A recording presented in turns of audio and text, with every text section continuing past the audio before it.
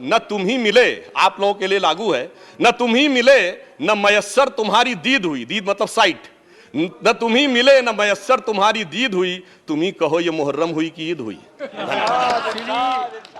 गुजरात में कांग्रेस का vote half कर दिया, पंजाब में इनका स्विच ऑफ कर दिया, दिल्ली में साफ कर दिया और आपने इनको माफ कर दिया। Shri Amit Shah to move a motion for consideration of the Government of National Capital Territory of Delhi Amendment Bill 2023। महोदय, मैं प्रस्ताव करता हूं कि दिल्ली राष्ट्रीय राजधानी राज्य क्षेत्र शासन अधिनियम 1991 का और संशोधन करने वाले विधेयक पर लोकसभा द्वारा पारित रूप में विचार किया जाए। इस देश ने बगैर संवैधानिक पद पर बैठे हुए सुपर पीएम 10 साल तक देखा है। गुजरात में कांग्रेस का वोट हाफ कर दिया, पंजाब में इनका स्विच ऑफ कर दिया, दिल्ली में साफ कर दिया और आपने इनको माफ कर दिया। शाम तक सुबह की नजरों से उतर जाते हैं, इतने समझौतों पे जीते हैं कि जमीर भी मर जाते हैं।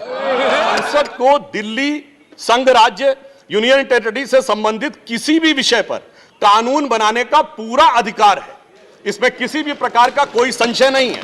कहीं पर भी सर्वोच्च न्यायालय ने संसद के द्वारा दिल्ली के बारे में कानून बनाए जाने के विषय के ऊपर किसी प्रकार की कोई टिप्पणी नहीं की है। एक कहावत होती है, माले मुफ्त दिले बेरहम।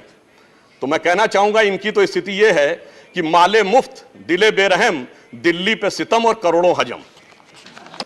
दिल्ली का कोई स्टेट कैडर नहीं है, जैसे राज्यों का कैडर होता है तो राज्य का मुख्यमंत्री उस कैडर को नियंत्रित करता है। जो आईएएस और आईपीएस अधिकारी होते हुए यूनियन टेरिटरी कैडर में आते हैं, जब वो सारे राज्यों में, सारी केंद्र शासित राज्यों में उनका स्थानांतरण हो सकता है, तो मैं आपके माध्यम से विपक्ष से पूछना चाहता हूं कि यदि दिल्ली के एक अधिकारी का ट्रांसफर गोवा होना है और दिल्ली के सीएम की उस पर एब्सोल्यूट अथॉरिटी होगी तो यह कैसे संभव हो सकता है। अब एक दूसरी बात भी है, दिल्ली में स्टेट कैडर भी नहीं है, यानी जैसे स्टेट पब्लिक सर्विस कमीशन होता है और राज्य के कैडर होते हैं, तो यहां भी दानिक्स कैडर है, यानी दानिक्स कैडर में भी 3-4 यूनियन टेरिटरी आती हैं, दमन दीव और अन्य। अब दानिक्स कैडर के एक अधिकारी की जरूरत यदि अंडमान में या दमन दीव में भी होगी और दिल्ली का मुख्यमंत्री यह तय करेगा, तो क्या यह संवैधानिक दृष्टि से उचित है।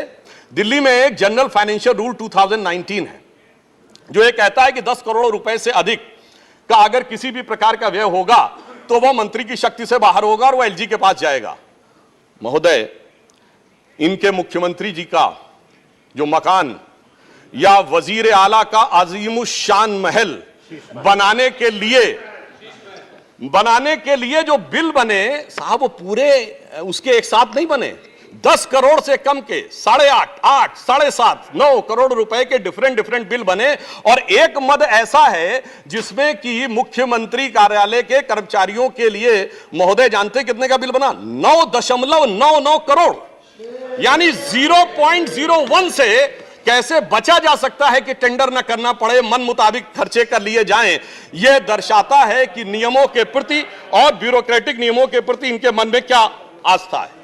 देखिए, केजरीवाल जी का कलेजा कापा हो या ना कापा हो, रूह कापी हो ना कापी हो, रूह है क्या है, किसकी रूह है, उस पर मैं टिप्पणी नहीं करना चाहता, मगर मैं एक बात जरूर कहना चाहता हूं कि शीला दीक्षित जी जहां भी होंगे उनकी रूह को बहुत तकलीफ हो रही होगी कि जब उनके ऊपर ऐसी बातें करने वालों के साथ वो सारे लोग आज आकर खड़े हुए होंगे। एक करोड़ रुपए के पर्दे भी लगे हुए हैं और 1 करोड़ रुपए के पर्दे का एस्टीमेट है कि अब जो चेहरे से जाहिर है छुपाएं कैसे, तेरी मर्जी के मुताबिक नजर आए कैसे। अब इस घर को सजाने का तसव्वुर हुआ बात की बात, अब तो मुश्किल है कि इस घर की हकीकत को छुपाएं कैसे। अब किसी नए नवेले प्रयोग को आजमाने का वक्त नहीं है, बल्कि आजमाए हुए मोदी जी के नेतृत्व को चमकाने का वक्त है। विपक्ष के लोगों के सुलभ संज्ञान के लिए बता देना चाहता हूं कि इन लोगों ने कितनी बार अध्यादेश लाए हैं। नेहरू जी की सरकार में 70 बार, इंदिरा जी के जमाने में 77 बार, राजीव जी के समय में 35 बार, नरसिम्हा राव जी के समय में 77 बार, मनमोहन सिंह जी के समय में 61 बार, और जो यूनाइटेड फ्रंट गवर्नमेंट बनी थी भाजपा विरोध में, उसमें 1.5 साल में 77 बार। तो मुझे लगता है अध्यादेश का विषय उठाने से पहले इस अंक गणित को भी देख लेना चाहिए। तो आपके मन में न ऊपर वाली इलेक्टेड गवर्नमेंट के लिए सम्मान है न नीचे वाली, क्योंकि चंद महीने पहले तक तो ये एमसीडी से भी लड़ते थे और दिल्ली से भी लड़ते थे। तो जब आप कॉन्स्टिट्यूशनल वैलिडिटी की बात करें तो मेरे विचार से तीनों गवर्नमेंट की बात होनी चाहिए और केंद्र सरकार के संबंध में केंद्र से अधिक संवैधानिक शक्ति इलेक्टेड गवर्नमेंट में इस विषय के ऊपर किसी और की नहीं हो सकती। और मैं एक और बात वेदना के साथ कहना चाहूंगा, ये तो वो लोग हैं जिन्होंने गणतंत्र दिवस की परेड पर भी संवैधानिकता की बात करते हैं, जिस दिन संविधान लागू हुआ उसकी पूर्व संध्या पे प्रदर्शन किया था। महोदय, मैं बताना चाहता हूं कि जिस समय इमरजेंसी लगी थी तब भी हमने कभी 15 अगस्त और 26 जनवरी के दिन राजनीति करने का प्रयास नहीं किया। तो वो लोग जब संवैधानिकता की दुहाई देते हैं तो बहुत आश्चर्य लगता है। और जब बार बार यह स्पष्ट किया जा चुका है कि फुल स्टेट नहीं है महोदय, मगर ये फुल स्टेट से भी संतुष्ट होने वाले नहीं है, इन्हें तो सुपर स्टेट चाहिए। और फुल स्टेट से सुपर स्टेट की दौड़ में मुझे डर इस बात का है कि मेंटल स्टेट में भी ना पहुंच जाए कहीं, तो कोई आश्चर्य की बात नहीं हो सकती है। और यह बात इसलिए कह सकते हैं कि 49 दिनों की वो सरकार, जब कांग्रेस पार्टी ने इनकी पालकी ढोकर सत्ता की दहलीज पहली बार पार कराई थी, उसके द्वारा अगर आप पारित इनका लोकपाल विधेयक देख लें तो उसमें संसद और सुप्रीम कोर्ट और जाने क्या क्या सारी चीजों को एक में मिला लिया गया था। और मैं एक बात और कहना चाहता हूं, ये तो वो पार्टी देश का संविधान छोड़िए, अपनी पार्टी के संविधान में आस्था नहीं रखती। जब आम आदमी पार्टी बनी थी तो उसके संविधान में व्यवस्था थी कि उनका अध्यक्ष या संयोजक 3 वर्ष के लिए होगा और अधिकतम 2 बार होगा। मगर जो मीडिया में प्राप्त समाचारों के अनुसार 3 साल पहले उन्होंने वो संविधान में चेंज कर दिया, यानी अब जीवन पर्यंत या अपनी इच्छा के प्रसाद पर्यंत केजरीवाल जी इस विषय के ऊपर रह सकते हैं। तो मैंने इसलिए कहा ना, अपने संविधान के बारे में बात करिए। और मैं ये भी कहना चाहता हूं कि इन्होंने अपनी कार्यकारिणी में ऐसे भी प्रस्ताव पारित किए हैं संविधान के संदर्भ में कि साहब इनके यहां परिवार के भी कितने लोग काम कर सकते हैं, जो मेरे विचार से बड़ी बड़ी परिवार वाली पार्टियों ने भी कभी अपने पार्टी के प्रस्तावों में इन प्रस्तावों को नहीं पारित किया होगा। और मैं ये भी कहना चाहता हूं कि बहुत आश्चर्य लगता था कि जब ये इंडिया अगेंस्ट करप्शन के स्वरूप से आगे बढ़े थे, तब एक ही पंक्ति में बता देना चाहता हूं, क्योंकि जब आप इसकी बात करते तो क्या क्या नहीं था, कहां से बात शुरू हुई थी। हम राजनीति में नहीं आएंगे, फिर कसम खाते कांग्रेस का साथ नहीं लेंगे, फिर उसके बाद बंगला नहीं लेंगे, फिर शपथ खाते हैं गाड़ी नहीं लेंगे, फिर शपथ खाते हैं सुरक्षा नहीं लेंगे। और आज स्थिति यह है, मैं सिर्फ यह कहना चाहता हूं कि जितनी बातें ये कहते थे वो सारी चीजें आवश्यक है, मगर यह दर्शाता है, क्योंकि मैं किसी की सुरक्षा के प्रति खिलवाड़ करने की बात नहीं करता, पंजाब जैसा राज्य संवेदनशील है, वहां के मुख्यमंत्री के पास सुरक्षा होनी चाहिए। परंतु मैं सिर्फ यह कहना चाहता हूं कि यह इस बात में जो कहना चाहते हैं कि इन्होंने कितना बदलाव किया है मान्यवर, इसलिए कभी कभी इनके 10 वर्ष के अंदर चरित्र में इतना बदलाव, ये कहते सबसे जल्दी सत्ता में आए। महोदय, मैं कहना चाहता हूं भारतीय जनता पार्टी और जनसंघ, हम 1951 बने, हमने 72 साल में कभी कांग्रेस से समझौता नहीं किया, इन्होंने 72 दिन में समझौता किया, तब ये सत्ता में आए। और इसलिए आज दिल्ली की जनता अपने को ठगा हुआ महसूस करती है। और शायद दिल्ली के लोग ये कह रहे होंगे कि मैं समझता था वो कितने मासूम थे, क्या से क्या हो गए देखते देखते, जिनको पत्थर से हमने बनाया सनम वो खुदा हो गए देखते देखते। और मैं एक और बात भी कहना चाहता हूं संक्षेप में, मेरे विचार से इनको अध्यादेश पढ़ना चाहिए, संविधान पढ़ना चाहिए और दिल्ली का अधिनियम पढ़ना चाहिए, क्योंकि अपने को कहते हैं सबसे पढ़े लिखे मुख्यमंत्री। तो मैं ये भी बताना चाहता हूं कि ये सबसे पढ़े लिखे मुख्यमंत्री जो अपने को सबसे हाई क्वालिफिकेशन का नाज रखते हैं, 2-3 उदाहरण उनके ही बता देना चाहता हूं। जिस समय कोविड की वेव चरम के ऊपर थी, तब इन्होंने क्या कहा, इन्होंने कहा कोविड वैक्सीन का फार्मूला सारी कंपनियों को क्यों नहीं दे दिया जाता। मान्यवर, कोविड वैक्सीन तो छोड़िए, पैरासीटामोल जैसी जो दवा भी अमेरिका ने उस समय हमसे मंगाई थी।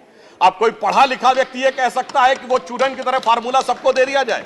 तो कभी कहते हैं कि यूट्यूब के ऊपर फिल्म क्यों नहीं लाद दी जाती है। अरे भाई, वो सरकार का अधिकार का क्षेत्र नहीं है। और फिर इतना ही नहीं, सिंगापुर में इनको बुलाया, इनविटेशन आता मेयर्स कॉन्फ्रेंस का, तो मुख्यमंत्री होते हुए जाना चाहते हैं। तो मेरे विचार से कम इनको थोड़ा पढ़ना लिखना चाहिए। और एक पढ़ने लिखने पे एक तथ्य मैं जरूर बताना चाहूंगा, जब न्यूयॉर्क टाइम्स अखबार में इनकी तारीफ निकली थी तो इनके मुंह से निकल गया था कि दुनिया का सबसे बड़ा अखबार, और उसमें इतनी तारीफ निकलवाना आसान नहीं है। वैसे निकलवाना शब्द निकल गया था। मगर मैं पढ़े लिखे मुख्यमंत्री को यह भी बताना चाहता हूं महोदय कि न्यूयॉर्क टाइम्स दुनिया का सबसे बड़ा अखबार नहीं है, वो है यमुनी शिंबुन जापान का। अमेरिका का भी सबसे बड़ा अखबार वो नहीं है, वो यूएसए टुडे। और इतना ये समझिए, इतना ही नहीं, भारत का times of India, Dainik Bhaskar, और वो भी उनसे अधिक है। तो मैं सिर्फ ये बताता हूं, अरे भाई जिस अखबार का नाम लेते हैं कम से कम उनको तो पढ़ लेना चाहिए था। मैं आपको अधिक समय न लेते हुए मैं सिर्फ ये कहना चाह रहा हूं महोदय कि इनको ना पढ़ाई से मतलब है, इन्हें ना पढ़ाई से मतलब है, न लिखाई से मतलब है, इन्हें तो बस कमाई से मतलब है, और वो भी ऊपर वाली कमाई से। और अंत में मैं कहना चाहता हूं सर, अंत में एक लाइन और कहना चाहता हूं कि आज सब लोग मिले, आम आदमी पार्टी और कांग्रेस एक साथ मिले, भारत की सबसे पुरानी पार्टी, पुरानी धुरानी पार्टी, नई पार्टी, नई नवेली पार्टी, अजब अलबेली पार्टी, सब मिलकर एक हो गए। मगर प्राप्त क्या किया?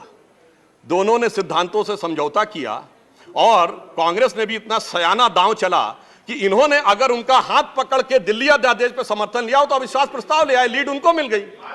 तो इसलिए मैं कहना चाहता हूं अंत में कि इन लोगों को आखिर में क्या प्राप्त हुआ, ये पंक्ति कह के समाप्त करता हूं कि इनको विधेयक भी नहीं मिला और सम्मान भी नहीं मिला, यानी इज्जत भी गई, बात भी नहीं मिली। तो एक पंक्ति कहता हूं, न तुम ही मिले, आप लोगों के लिए लागू है, न तुम ही मिले न मयस्सर तुम्हारी दीद हुई, दीद मतलब साइट, न तुम ही मिले न मयस्सर तुम्हारी दीद हुई, तुम ही कहो ये मुहर्रम हुई कि ईद हुई। धन्यवाद।